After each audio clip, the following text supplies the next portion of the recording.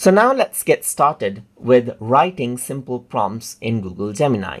Over here you can see that in the home page there are some preset Geminis that I can actually use. For example, it says outline and organize a logical sale pitch for a new product. If I were to go around and click, then it simply brings it up right here and I can click on submit, and then it answers out my question right here, as you can see right here. Similarly, it gives the headline, the problems, the solution, the benefits, and so forth right here.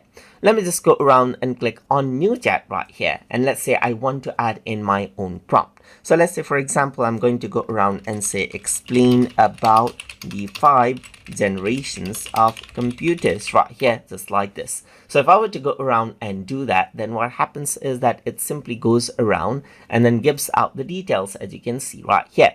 So now I didn't actually I went around and typed a perfect prompt right here. The spelling of the is an error, but it still recognizes my mistake right here and then gives me the information right here, just like this. So this is what you have, as you can see, and then you can even see that I can go around and expand this right here, and you can see the sources of the information that it brought as well. So it uses different sources, and you can see that you can go around and expand these out as well.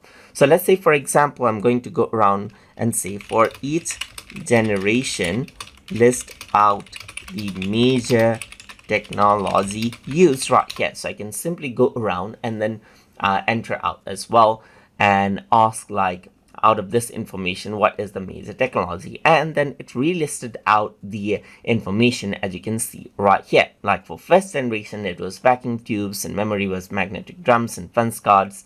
And for second generation, it was transistors and magnetic core memory. For third generation, it is integrated circuit, and so forth, as you can see right here.